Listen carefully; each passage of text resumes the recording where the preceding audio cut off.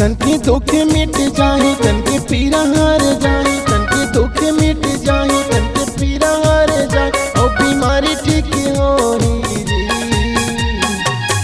पानी में नहाए ले तन में माटी लगाए ले, पानी में नहाए ले तन में माटी लगाए ले, काया कंचन हो जाए, काया कंचन हो जाए। तन के दुख मिट जाए तन के पीरा हार जाए, तन के दुख मिट जाए तन के पीरा हार जाए और बीमारी मिट जाए जी। पानी में नहाए ले तन में माटी लगाए ले, पानी में नहाए ले तन में माटी लगाए ले, काया कंचन हो जाए, काया कंचन हो जाए।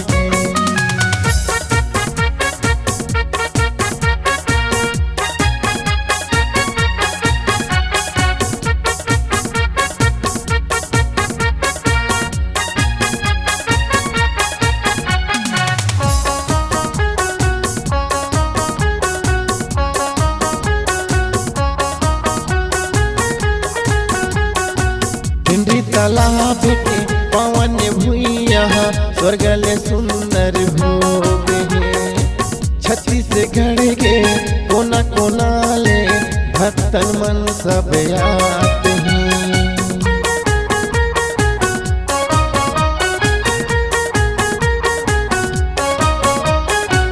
हिंदी तालाब के पवन भुइया स्वर्गल सुंदर हो गए, छत्तीसगढ़ के कोना कोना ले भक्तन मन सब आते हैं। बाबत हो गए चमत्कार कर ले जिंदगी ला उधार, बाबत हो गए चमत्कार कर ले जिंदगी ला उधार, जोड़ा नरियर चढ़ा ले जी। पानी में नहाए ले तन में माटी लगाए ले, पानी में नहाए ले तन में माटी लगाए ले, काया कंचन हो जाए जी, काया कंचन हो जाए जी।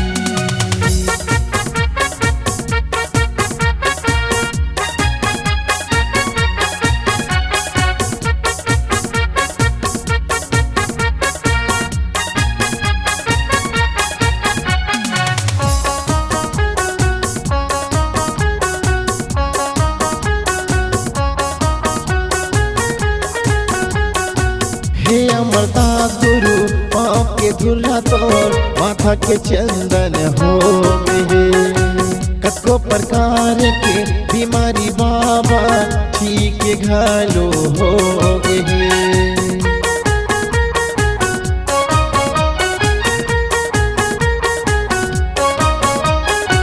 हे अमरदास गुरु पाँव के धुला तोर माथा के चंदन हो गए, कतो प्रकार के बीमारी बाबा ठीक घालो हो गए। हवे तोरे उपकार सबके जिंदगी ला सवार, हवे तोरे उपकार मोरो जिंदगी ला सवार, भेद भावे ला मिटाए जी।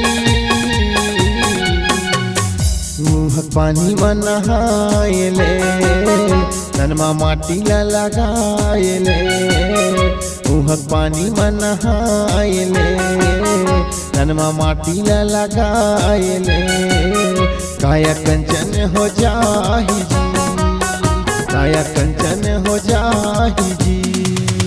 तन के दुख मिट जाए तन के पीरा हार जाए, तन के दुख मिट जाए तन के पीरा हार जाए, यो बीमारी कट जाए जी।